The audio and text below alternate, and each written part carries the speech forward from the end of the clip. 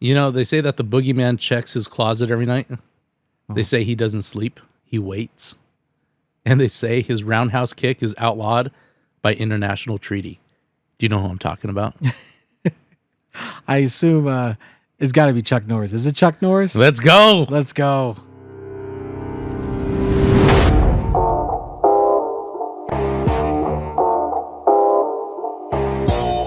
Oh, rest in peace. Rest in peace, Chuck Norris.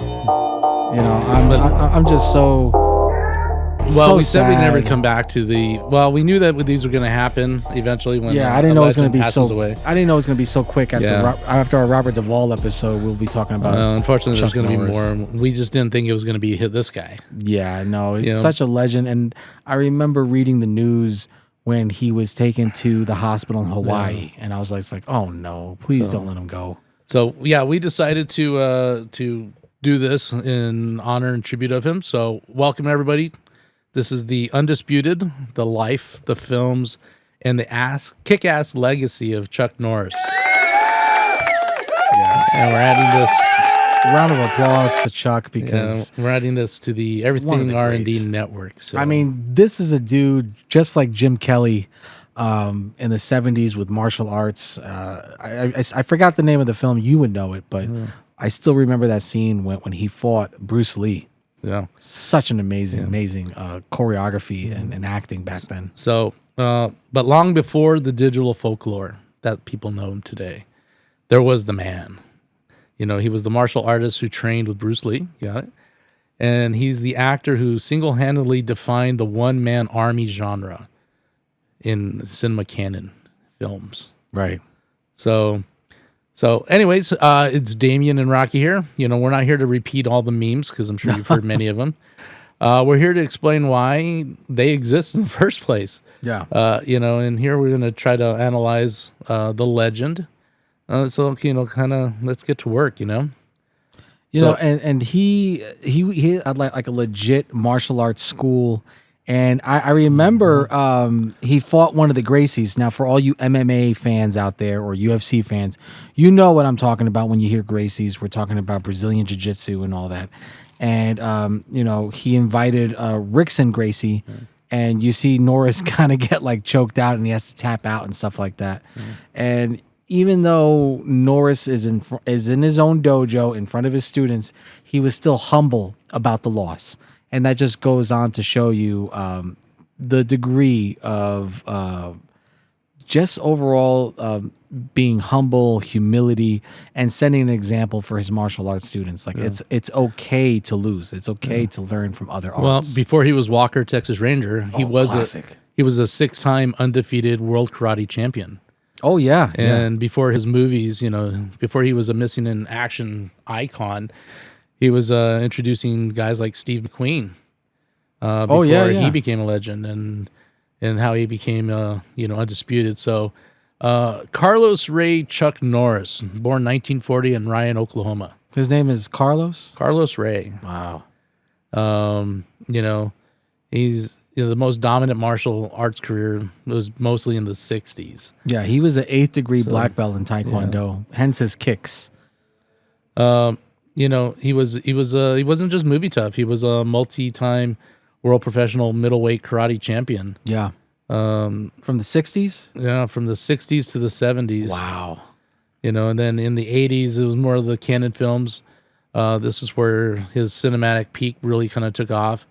So that's when he became the one-man army genre. Films like Missing in Action, Delta Force, Invasion USA.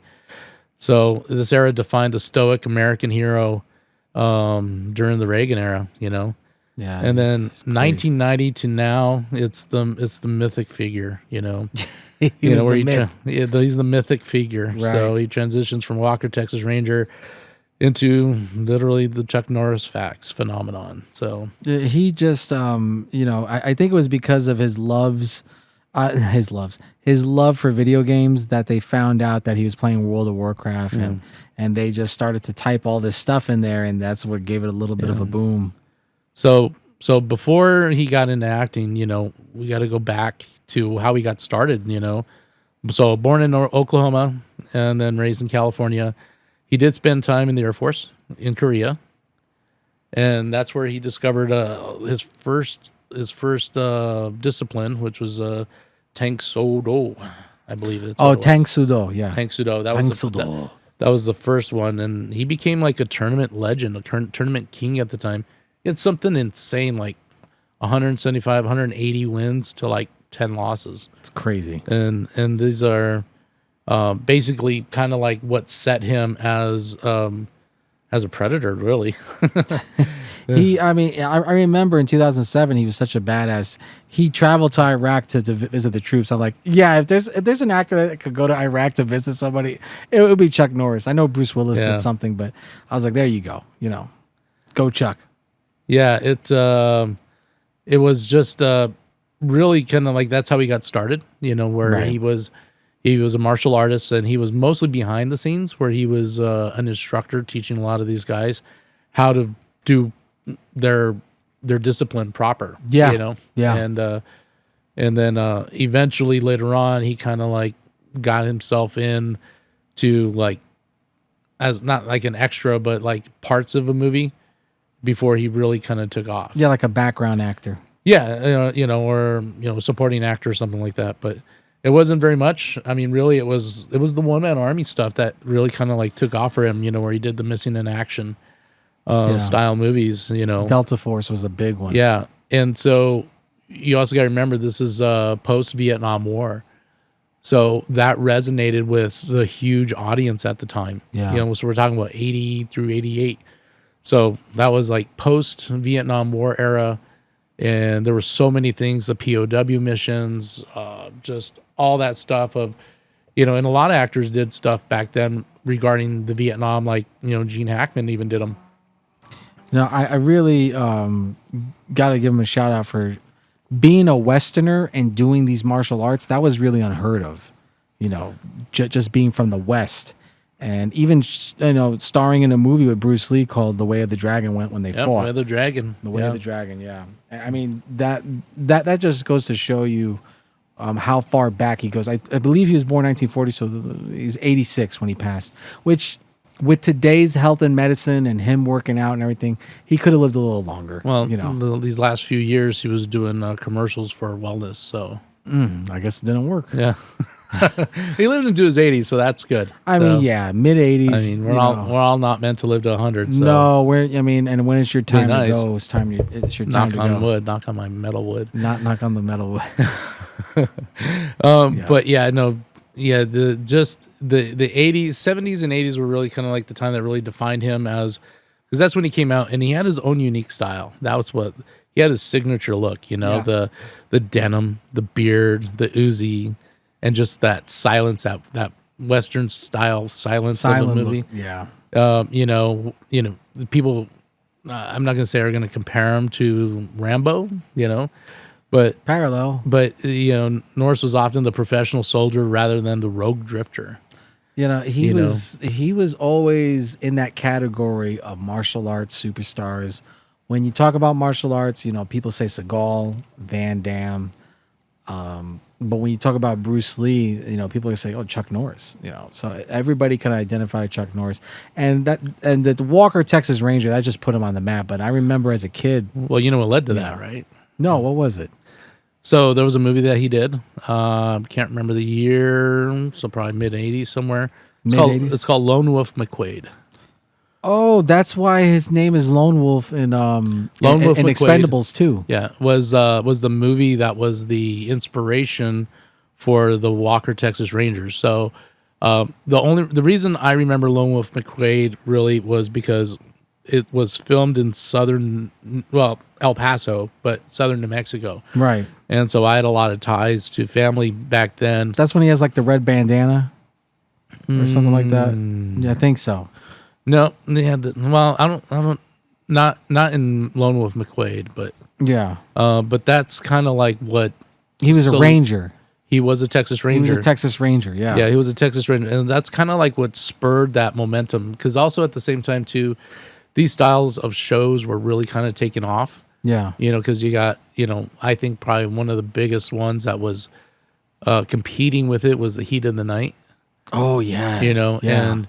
So you had those style of shows, plus you still had other dramatic ones like, I mean, it was 9 seasons for Walker, Texas Ranger. Walker, Texas Ranger. Yeah. 9 seasons. But that's what started it, was Lone Wolf McQuade. Yeah. It's the bridge. Which was 10 years before Walker. So what Walker came out, from like 93 to 2000? To 2001. 2001? Because I remember Hulk Hogan was on an episode, but that was towards the end. And I think what really worked with it was the fact that it took an 80s action hero, yeah, and it put him in a family-friendly environment with morals, and it took up a prime slot. I think it was like Friday or Saturday night. It was prime time. It was like Friday or Saturday night prime time, and then when it hit reruns, it was literally all over all the time. Yeah, it was always on the USA channel. It's like TNT. Friends caliber. Yeah. Cheers caliber. That was always on. You walk into a grocery store and the guy's behind the counter and that's on. And I think what a lot of people relate with him, at least I did anyway, was just the Chuck, what I call the Chuck values, where he morals. It was morals, the form of discipline, justice in a modern West, not like the old West, but a modern West. And, he brought him to TV and cinema, and that's kind of like what I think people embraced. Even fashion. I remember men in the 90s wearing the denim with the wool on the outside, the cowboy hats. Like I remember, it's Western. Yeah, it's a Western. It's Texas, but I remember if there was a country bar, like there was a place called the Colorado Cafe in New Jersey, they would get dressed up. Like sorry, I just can't. I can't picture a Western bar in Jersey. There was a couple of them. One of them was called the Country Box. They had. On the light poles, they had saguaro cactuses on the parking spots, and you just made my day. You had the Country Box, you had the Colorado Cafe, and there was another country bar in New Brunswick, New Jersey. And if there was a chance for a guy to go to this country bar, they would dress up as Texas Walker Ranger with the hat, the denim. I'm sorry, I don't mean to laugh. If he wore a specific shirt. When you add buckle, something that's not even in your environment to a big city life like that, it just... Yeah, they have it. I'm not going to say it's unfathomable. It's in California, too. Well, California is still west. We're talking about Jersey. You got people in Bakersfield, California that are in a country western bar. Well, it's still a west. Well, it's Terminator. We're talking about the New York, New Jersey. We're talking about the New England, revolutionary era. Well, look at Los Angeles, the Corral That's Bar. That's why Victorian homes really don't last here in the West. Where Arnold walks naked into Hillbilly Blues. Yeah. You just made my day. Thank you. Can't let you take the man's wheels, son.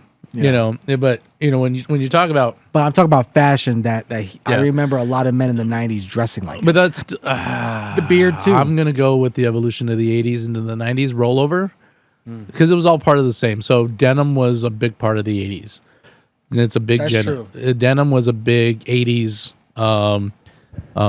fashion statement, right? Yeah. Now. The beard's debatable. I think the beard's been around for a while. Yeah, but it was his fashion. I remember a lot of guys in the 90s. It's part of his signature look. I think what really kind of made him different than others was just his moral values. Mm-hmm. It wasn't about fame. It wasn't about becoming the biggest, baddest. Because you got to remember too. So he was at a time when there were other legends. Schwarzenegger, Stallone, Willis. Samuel L. Jackson, Jean-Claude Van Damme, Kevin Sorbo. Don't laugh. Kevin Sorbo was a guy back then. Hercules. I'm just saying. Don't knock on Kevin Sorbo. Hey, you know what? That I can't knock on Xena, Lucy Lawless. Yeah, I can't knock on Lucy. I'm just saying it was a time. It was a time, and he was a name. Yeah, he didn't last after that, but he was a name at the time. I'm just saying. Hercules. Oh my God, Eddie Murphy loved the guy. Chuck Norris. He was the reason why Expendables 2 was PG-13 because he told Sly that I'll only do it if it's PG-13. Yeah, I don't want. He didn't do anything risque. He didn't do anything like that was overly courageous. Everything had to be disciplined and choreographed. Like that was his thing. That made his fight sequences was everything was choreographed to the T. To the T. He was a perfectionist. Very much so. And it's as far as he was because I think, through the interviews and everything back in the day, he was like, if you're going to do a form or of discipline, the karate, the whatever discipline it was, Right. it has to be true to form. What was the name of that kickboxing movie he did where he's in the ring and they're fighting and it's like a kickboxing match and he knocks out the guy? It's being spread all over now on social media where they're making it look like it was a real fight, but it's from a movie. I forgot the name of it, but oh wow, the choreography is beautiful because they make it look like Norris. They're trying to say on the internet that it was a real fight of his in a tournament when it's not. It's from a film. But shout out to the editing. Shout out to the choreography. Beautiful, beautiful done. Well, AI today is just revolutionary. Well, someone recorded it from the film, so it's a screenshot record. I don't know. I'm gonna look it up, but go ahead. There's other movies back then. So it wasn't Sidekicks. So Sidekicks was where he was a mentor. That's when I was first introduced to Norris. Was Sidekicks. I saw Sidekicks. That's when you had what? Jonathan Taylor Thomas? Yeah, no, not Jonathan Taylor Thomas. What's his name? The guy that committed suicide. Jonathan Brandis. Yeah. I knew it was Jonathan. I knew it was Jonathan. He was in that movie. Wasn't he in Ladybugs? I don't remember, but I remember Jonathan Brandis, and I think he was. I had such a huge crush on Danica McKellar, the girl who played Winnie from the Wonder Years. That it's funny is that I saw Sidekicks first, then I saw the Karate Kid. And I felt the Karate Kid was a ripoff of Sidekicks. Yeah. So there was, I don't remember this one. It could be the Octagon, Forced Vengeance, one of those. I don't remember. No, it wasn't Silent Rage. An Eye for an Eye? No. I don't remember. It might be Silent Rage. I gotta take a look at it. Those were some of them because right after that was really when, like he did the way of the Dragon was like one of his first movies, like this third or fourth movie that he ever did. Yeah. And then he did some other stuff like Yellow Faced Tiger and Good Guys Wear Black, blah blah blah. But then it was like really Lone Wolf McQuade, kind of like was that 83? It's A Force of One, 1979. A Force of One. A Force of One. That it was him versus Wallace. Yeah, that's what it was. So what? Lone Wolf McQuade came out in 83, and that just like catapulted him. Yeah, because Missing in Action in 2. I never got into Missing in Action. Let's see. I think there was Invasion USA. Delta Force was in that. So let's back up to let's back up to Invasion of the USA. My grandfather loved that movie. You want to talk about you could not change the channel or take the VHS tape out. He loved that movie so much. And I think it was because, what was the storyline of that? It was Cuba invading the USA in Miami or something. In Invasion USA? Yeah, I think it was Cuba. But I don't think they actually mentioned who it was. I think it was more along the lines where they stayed neutral and they said, "Oh, we're invaded by communists." So this, it's like Red Dawn style. So it is Red Dawn style. It's I'm pulling up the.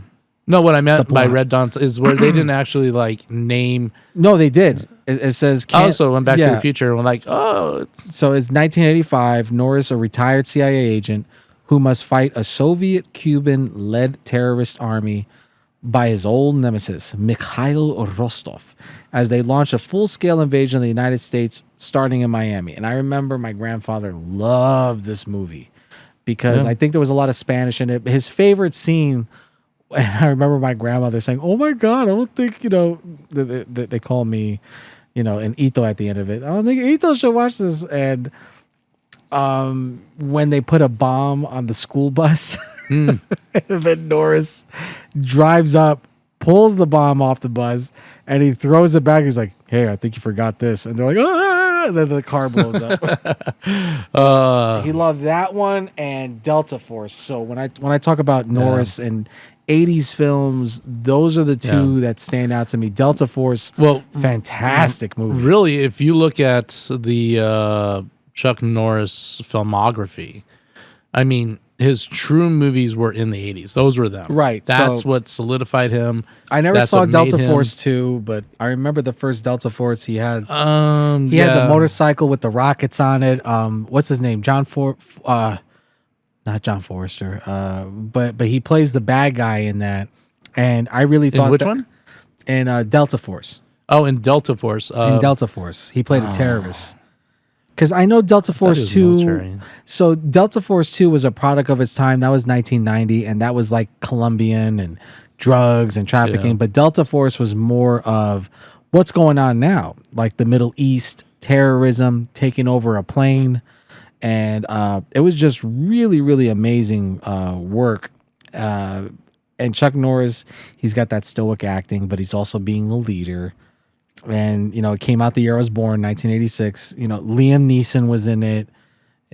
Just so many famous people. Robert Forster, that's his name. Robert Forster, a.k.a. Breaking Bad, and Jackie Brown. And I thought Robert Forster was Arabic. I thought, not Arabic, but Arab. I thought he was an Arab actor. And he just played that role really well. And the dude from The Naked Gun, George Kennedy, was in it. And shout out to Lonnie Kazan, the mother from My Big Fat Greek Wedding. She played the Jewish woman on the plane with her ring. Yeah. Yeah. And, So really, classic film. we talk about movies about Chuck Norris. It was the 80s that was really solidified his role. But then there's the afterlife. This is what people remember him from the most. So I call it the afterlife, the pop culture afterlife. So this leads into something we were talking about earlier. Like, what's that? Where did the Chuck Norris memes begin? I want to say the Chuck Norris facts, from what I remember, came from the video game WoW, which is World of Warcraft, because he played it. Well, the phenomenon where it all began actually goes back to Conan O'Brien. Conan O'Brien? The Conan O'Brien show back in the early 2000s. So now, mind you, for those of you that were not old enough to be aware of what happened in the early 2000s, that's when really the internet, social media started to take off a little bit. 04. 04 time frame. And that's when, I'm not going to say the smartphone didn't come out for a few years, but there were other things. The internet was still popping, right? The .com bubble, all that other stuff, right? Right. So that's when it started. So Conan did this segment called, I want to say it was called The Walker Texas Ranger Lever. Oh. Right? It's called The Lever, right? And this is what laid the groundwork for everything else. So he had the entire library of Chuck Norris. And basically it was a lever that he would pull, and a completely out of context, absurd, dramatic clip of Chuck Norris would play, right? Oh. And so then they would basically caption it, right? And that's how it began. So now this is 2004, 20 years after his original movies. So this introduced, Chuck Norris to a younger crowd. Right.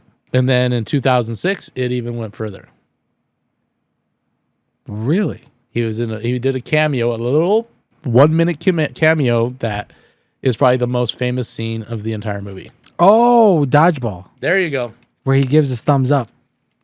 Exactly. And Ben Stiller's pissed. Yeah, he's all like, "That's poppycock." Oh yeah, William Shatner there. The rules are rules. Sorry. William Shatner, Oh happy my God. birthday, 95. Oh yeah, that's right. Just celebrated. Yeah. He said something about enjoying life. Smoking a cigar and not listening to others' opinions. Yeah. Like just do you. And shout out to William Shatner. Yeah, live a long time. There's brother. another man that's a legend that legend. I followed pretty much my entire life, and great actor. Star Trek, Captain Kirk. Yeah, it's so with all of that, with Conan and the internet taking off. Yeah, 05. I want to say it basically turned who is literally the most serious action star into a mythic figure of infinite power. And then people on YouTube were editing videos where they took clips from Walker and they made it look like he stared at someone to death. So like the guy's like, ah! So it was during that time that it just really took off. People had fun with it, and it wasn't negative in many ways.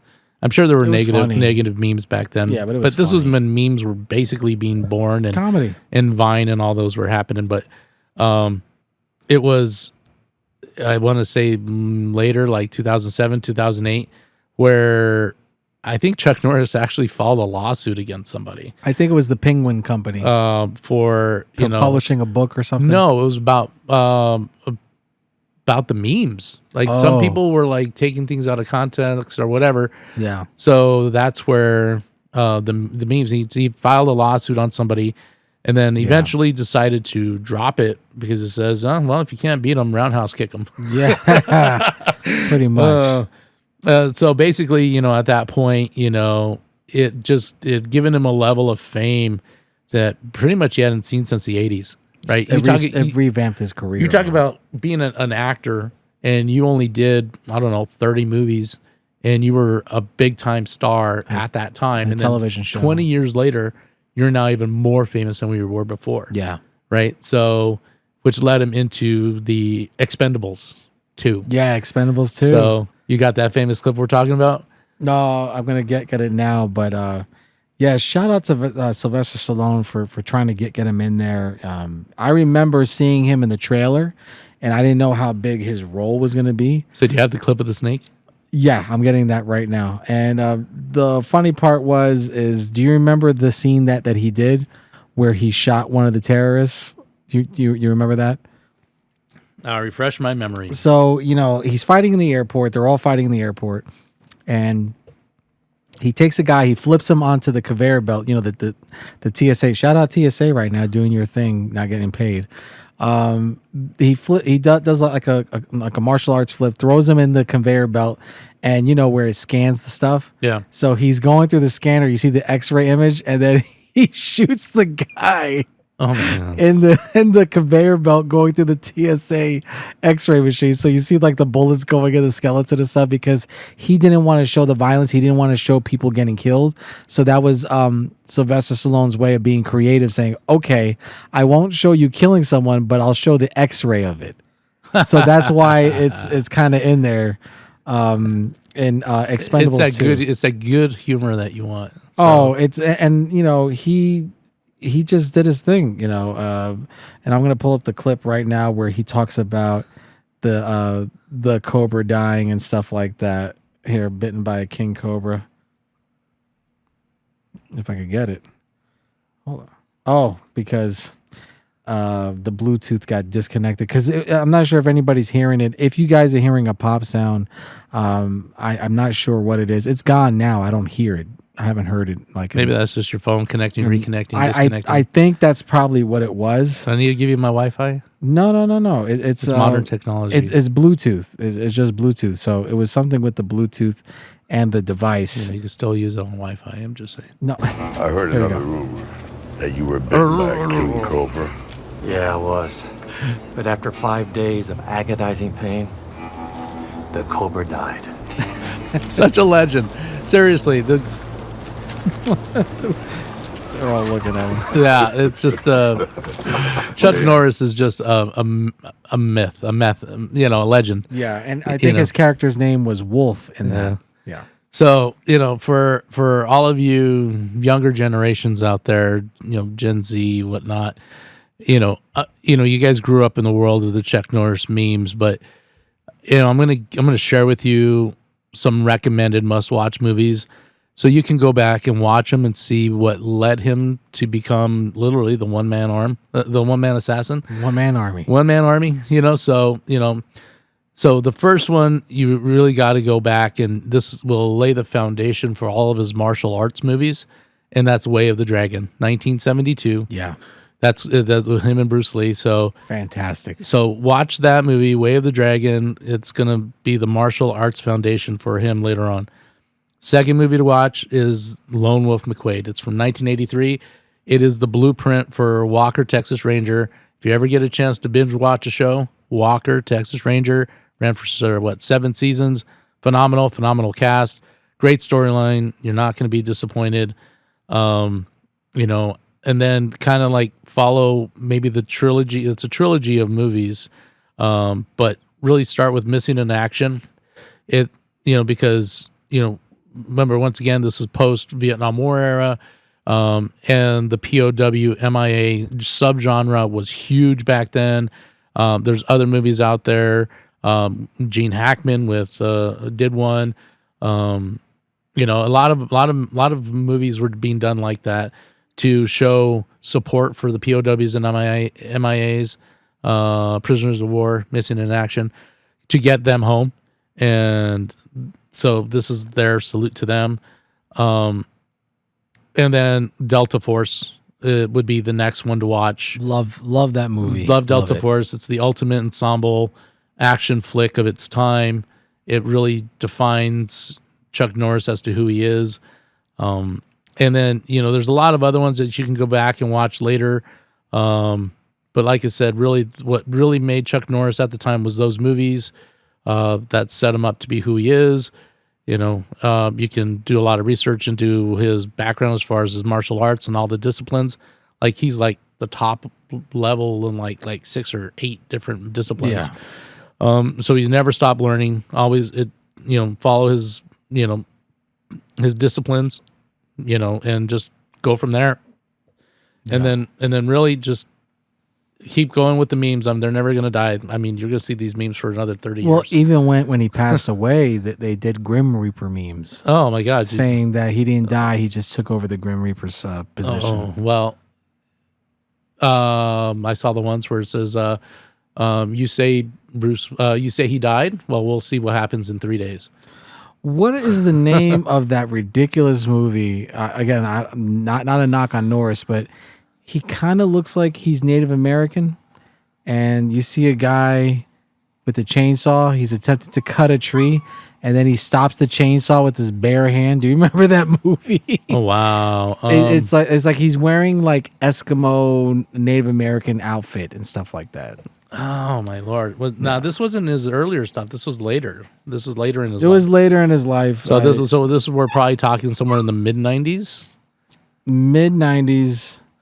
It was one of those crazy movies. Again, mid 90s was Top Dog. That's the movie I was telling you that I remember watching with him, and he had like a German Shepherd with him and stuff like that. But yeah, he did like Logan's War, and then he was in a couple of TV shows. Like no, it was ridiculous. He looked like he was Native American, or he was like an Eskimo or something. Was like what, Wind in the Water and Hellbound. Probably that.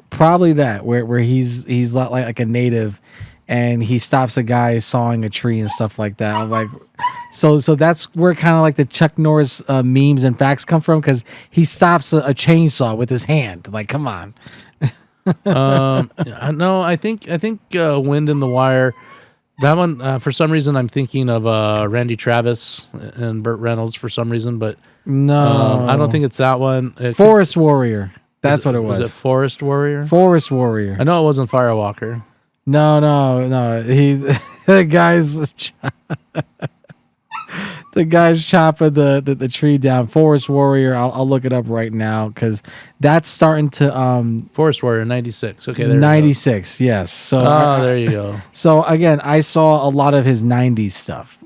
I grew up with the 80s reruns in the early 90s, but I remember watching a lot of these movies. I'm like, what the hell am I watching? Did you ever watch Forest Warrior? No. I think you need to watch this. So this is kind of a weird one, actually. I didn't even know they made this, bro, to be honest. I saw this. This is 96. So again, like I said, my grandfather loved Norris. So this was a Blockbuster video that Grandpa Pablo rented. It's a shape-shifting mountain man and a group of children team up to protect an enchanted forest from evil lumberjacks. And guess who we thought would like this? Guess who we thought would like this? His 10-year-old grandson, Damien.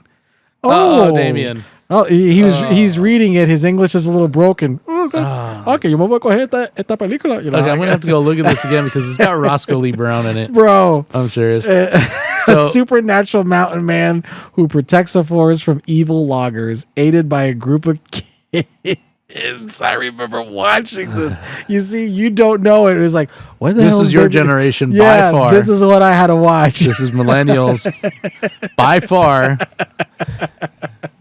Oh my God! Seriously. Rocky, it says it's on Prime. I beg you, please. This is rent or buy.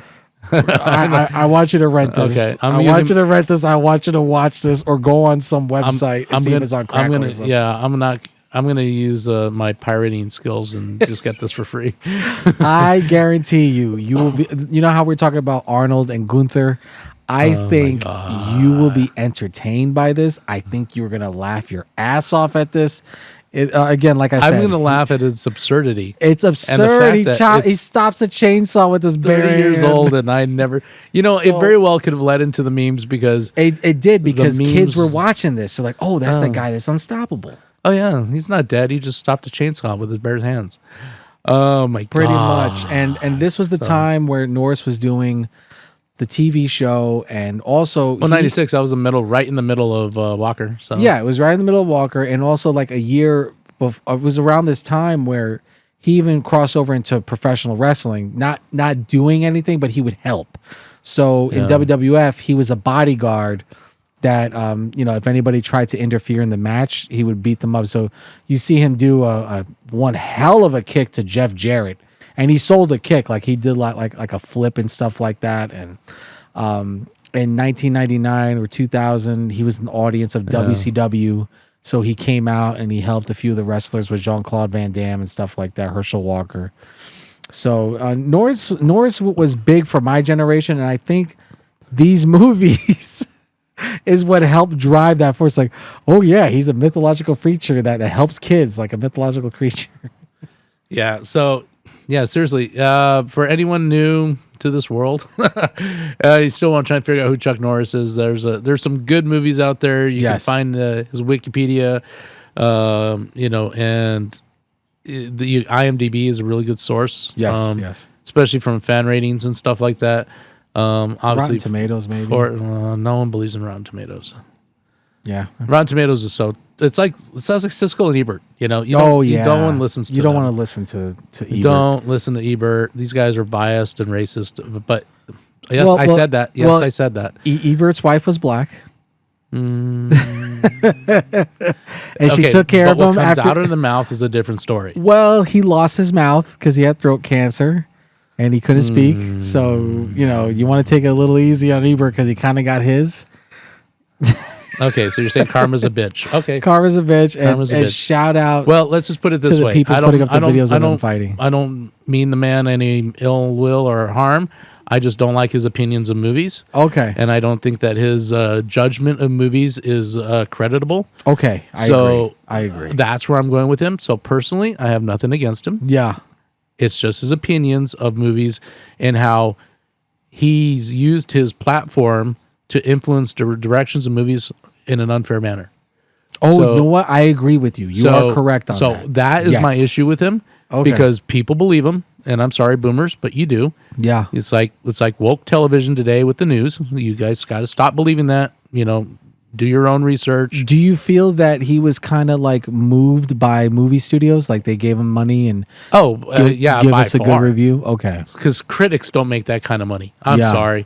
Yeah. And you get your own TV show and, it's the 2 thumbs up or the 1 thumbs up. And you get your own show. You get there's no way these guys are that great of the critics.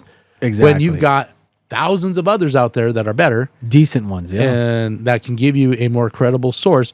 And, honestly, that's why I love IMDb. Your best critics are the people. Yes. And IMDb, and I'm giving IMDb a shout out because I don't give shout outs very much. I'm not like you. I don't give them out. I give shout outs. Yeah, like candy. You give them out like candy, bro. And so I was like, you're the Oprah of shout outs. You get a shout out. You get a shout out. You get a shout out. You get a shout out. I didn't do too many shout outs this episode. No, but I am going to give IMDb credit, at least right now in this stage of their platform. What's the review on Forest Warrior? Oh, it's bad. It's 3.7. Oh, but in all fairness, out of 10? Out of 10. 3.7 out of 10. Compared to, let's say, Sidekicks, which got a 5.3. Dude, I love Sidekicks. Classic. Lone Wolf McQuaid, 6.3. But then again, too. What was Delta Force? First or second? First. 5.7. But here's my take on this. So here's my take on IMDb. This is where the negative side of it is. Tell me. Is the fact that anyone of today can actually do a review. Yeah, I'm on there. So I'm on there. I got my own channel. No, I'm saying I'm on there listed as an actor. Yeah, there's no picture though. You got to update your profile, bro. You gotta pay for that. Oh, you got to pay for that shit? Yeah, so I gotta like stand and take a pic. God. All right, yeah, Okay. I'll do it. Well, if you want it, anyway. You do you. You do you. And you know, technically we could put ours up there and have a whole thing, but with the podcast. So, but Yeah, once we get momentum, yeah. But the thing I love about IMDb is it is reviewed by the viewers, The people. So the problem is people that are doing most of the reviews now are the younger generation.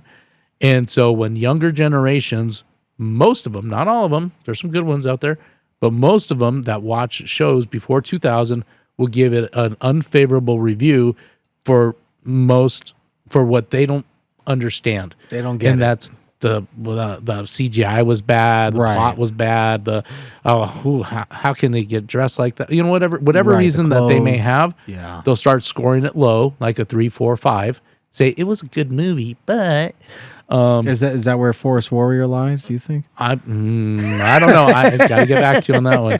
But I'm as far as I want you to read me these comments. Let's have a let's have a little fun. Rest in peace, Chuck Norris. But let's have some fun with Chuck Norris. You want some fun with the Forest Warrior? I just want to see what people are saying about this. Like, there's got to be some funny comments on there. Okay, so Rocky, you have to watch this movie. so please. now I will give you. I beg you to watch. I will this give movie. it this. So another thing that IMDb has is it has a popularity rating. Okay. So it has grown in popularity by 2,500. So Get out of here, really? yeah, and, Because people are curious about it. Like, what is this? well, it has to do with the fact of his death, and people are doing research on him. Okay. So, of its reviews, it has 3,000 reviews, Wow. right? Or ratings, actual ratings. These are Ratings. people that rated it 1 to 10. 1 to 10, they're giving Only like average- 11% rated it a 10, 2.7 for a 9, 2.7 for an 8. Drop down low. Let's go. A 4 rating is 11.4%. Okay. A 3 rating is 14.1. Uh-huh. 2 is a 13.7, and a 1 rating is 23%. Wow. So- that's pretty high. That's bad. So now let's actually look at the reviews themselves. Yeah. Unfortunately, I was forced to watch this. Somebody close to me that I love very much, my grandfather, he wanted me to rent it or something. I can't remember it, but there was a Blockbuster next to the ShopRite in Perth Amboy, New Jersey. So do you want the user reviews or the critics reviews? Oh, let me get the user reviews because I have a feeling they're funny. I want to hear the people.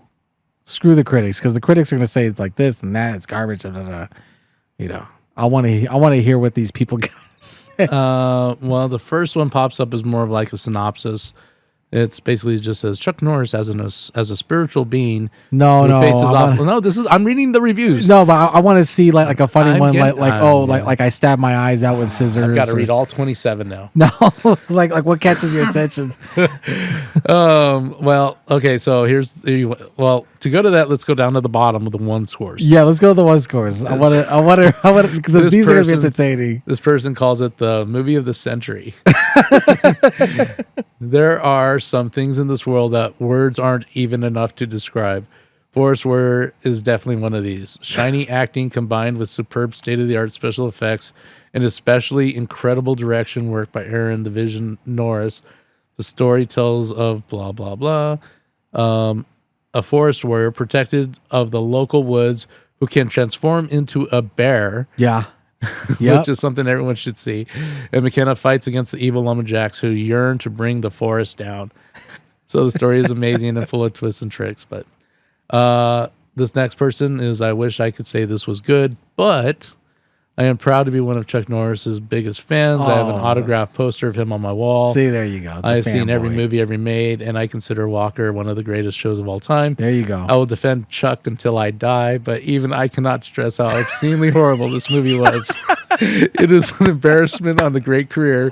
I will defend Chuck for Bells of Innocence. I will stand by him for Delta Force and will There you even go. take up for Breaker, but this movie is just god awful. See, that sounds like me. That sounds like whoever wrote that. That sounds like me. Delta Force, everything. An atrocious Chuck Norris ego boost vehicle. Wow. I know That's that a many Chuck Norris movies are filled with cliches and rip-offs of Dirty Harry and other such movies, but this one lays less off of Dirty Harry and instead goes for a low, immature humor and painfully bad script writing.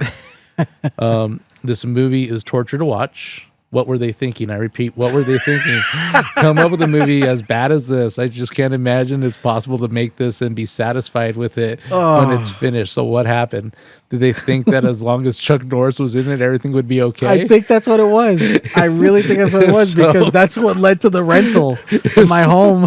So they were totally wrong. Norris has starred in lots of bad movies over the years, but this is the lowest of the low. A horrid mixture of family, comedy, action, and adventure with really lame fighting scenes. Rocky, you need to watch this movie, bro. I'm telling you. It's a 2 rating. The movie is awful. I expected an action adventure, not an adventure movie for kids. Okay. There's some kicks in slow motion, but otherwise no action. There's a bunch of kids that help the spirit of McKenna to save the forest from bad guys. Okay. Yeah. I remember. Oh, this person gave it a 10. Oh my gosh, seriously, what did this guy say? What did a he 10. say? In one word, yes. A 3-in-1 experience. Home Alone, PBS Nature, and Walker Ranger all in an hour and a half. The special effects were excellent, particularly the sparkly light balls. What? we also enjoyed the animal to human transformations. Seamless. What? Law enforcement. The lawyers were actually portrayed an incredible competent, considering the fees they were charging. The permit process was entirely plausible. I mean, who needs NEPA or EPA anyway? Wow. Oh, what my a God. fan. What a fan. Oh, there's another 10 rating, but my God, this guy wrote like a novel. Brilliant movie. Another novel. Jesus Christ, people just leave it simple. Yeah, they're just trying to get attention, but that sounds like a true fan. He said the sparkly light bulbs. This guy wrote a 10 of 10. The funniest movie I've ever seen. Forest Warrior is the most ridiculous thing I've ever seen. It is a family adventure about children who seek the help of the spirit in the forest to save a mountain from greedy businessmen. Okay. That even sounds stupid. It sounds and that's stupid. not even the funny part. Norris stars as a flowery forest spirit Flowery? who has a gun but would rather kick and punch in slow motion to defeat his enemies. Wow. With goofy one-liners and a retarded plot, you'll laugh your ass off. Oh my God. I need to watch this movie again. Oh my gosh! So, 'Cause in honor of it Chuck was Norris, I'm ridiculous. going to spend an hour and a half of my life to watch this movie. So, anyway, to put that on the recommended watch list, watch Forest Warrior. Thank you, Damien Millennial, for I'm just introducing the saying, world to this movie. I'm just saying, I watched that and I watched Top Dog. And this was one of those cases where my grandfather, he loved Charles Bronson. He loved, Stallone and Schwarzenegger, but there was something about Chuck Norris my grandfather loved. He was that American hero that people wanted to be. right. So he just called him the big white man. That's what he called him. He was very true to. He was very real. He was what 100%. people could relate to He was normal. or aspire to be. Yeah. And I think that's what really kind of helped him. And we're gonna miss him. Even his interviews, he was very calm. I'm gonna miss his commercials. He said that things didn't bother him. Oh well, he did like athletic commercials, right? He did a lot. like fitness with his wife. Yeah, it was some type of fitness thing. Wouldn't surprise me if he helped Suzanne Summers, but Oh wow, Suzanne Summers, her too. Rest in peace. But you know what I mean. So it's like this was a man who created his own legend. He was not influenced by Hollywood in any means. No, he did his own thing. We can talk about that movie you just talked about. Oh, bro, we need to review it. I think the intent for that movie was there. I just think it was executed poorly. It was made for me. It was made for kids. I was 10 years old. Well, you got to remember too. Back in the day, you had Smokey the Bear. You had all these other things. Protect the forest. The everything that got culturally, I don't mean to laugh at Norris. Culturally cut because of people's sensitivities, right? Like the crying indigenous man, because people are littering on the highways, right? Because that's what I felt with this movie was that right there. It's the crying indigenous man. It's these crybaby Americans who feel that their sensitivities are more important than everyone else's entertainment. Yeah, we need entertainment. We need art. And so, and it's part of our history, people have to accept that, that certain, groups of people like indigenous people, slaves, that this has been going on for centuries. Yeah. And, we can either appreciate or kind of learn from it, grow from it. But definitely it's something that people shouldn't just, wipe underneath a rug, and say, hey, we're just going to forget about that. We're going to change history books. I think Norris got onto that project now, I'm thinking, because he's kind of like a philanthropist. And he goes, oh, yeah, no, I like this. Saving the forest. And yeah, I'll do it. And I get to do martial arts and be with kids. And yeah, I'll do it. So like I said, in theory, the beginning was probably, the intent was there and it was good. The intent was there, but the execution was horrible. It was like you take a really like a fresh, grad student right out of, some California film school. Film school, yeah. I say California film school. You guys know who you are. And just make like the most, seriously, there's, it should have waited till today because, let's just go even 5 years ago. No, there are so many YouTube influencers and independent people that would have made this. Seriously. All right. So anybody out there that wants to make a movie better, take this movie and make it better and make it to where, use AI, use today's technology. Seriously, because that's the only way this movie's going to live on is if you guys make it better. Well, let's end this on a positive note with Norris. As you were saying, one of the greats, what a legend. Sad to hear his passing, especially right after we did our Robert Duvall episode. He'll always be around. Yeah, his legends and his myth would be around. But, if I suggest for someone to look up to somebody, if you're trying to go into Hollywood or, you just need to look up to some type of a male figure, Norris is the guy. Believe in yourself. Yeah. He teaches Norris you is to the guy. Believe in yourself. Believe in who you are. Yeah. Focus on yourself, on your inner self, and learn to live, laugh, and love, man. That's it. Power. He grew up in the 70s, so yeah. That he was. Norris was the guy. Well, anyway, thank you everybody for watching. We'll see you guys on the next episode.